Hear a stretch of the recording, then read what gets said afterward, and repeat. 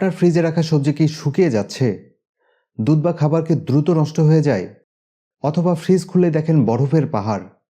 বিশ্বাস করুন, সমস্যাটা আপনার ফ্রিজের নয়।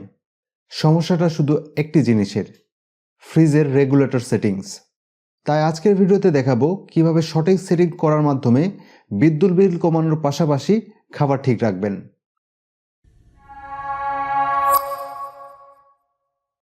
প্রথমে বুঝে নেই রেগুলেটর আসলে কি।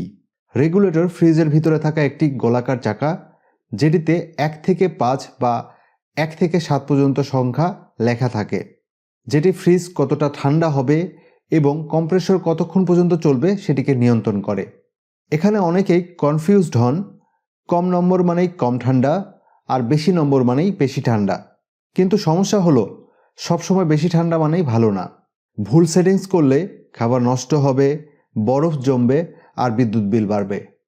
এখন সবচেয়ে গুরুত্বপূর্ণ অংশ, বাংলাদেশের কোন সময়ে আপনি কোন সেটিংটি আপনার ফ্রিজে রাখবেন। প্রথমে আসা যাক গরমকাল, অর্থাৎ মার্চ থেকে অক্টোবর। এই সময় সাধারণত আমাদের ঘরের এবং বাইরের তাপমাত্রা অনেক বেশি থাকে, তাই আপনার রেগুলেটর 3 থেকে 4-এ রাখুন। এর বেশি দিলে অপ্রয়োজনীয় ঠান্ডা হবে। দ্বিতীয় হচ্ছে বর্ষাকাল। এ সময় গরম একটু কম থাকে, ফলে আপনার রেগুলেটর সেটিংসকে 2-এ রাখুন। এটি ব্যালেন্সড একটি সেটিংস। নাও 3 নাম্বার হচ্ছে শীতকাল, অর্থাৎ নভেম্বর থেকে ফেব্রুয়ারি। শীতকালে সাধারণত আমাদের ঘর এবং বাইরের তাপমাত্রা কম থাকে, অর্থাৎ ঠান্ডা থাকে, তাই আপনার ফ্রিজের রেগুলেটরকে 1 থেকে 2-এ রাখুন।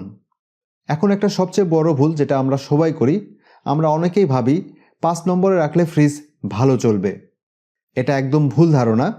রেগুলেটর সবসময় ম্যাক্স সেটিংসে রাখলে কম্প্রেসর ক্ষতিগ্রস্ত হয়, ফ্রিজ দ্রুত নষ্ট হয় এবং বিদ্যুৎ বিল অকারণেই বাড়ে।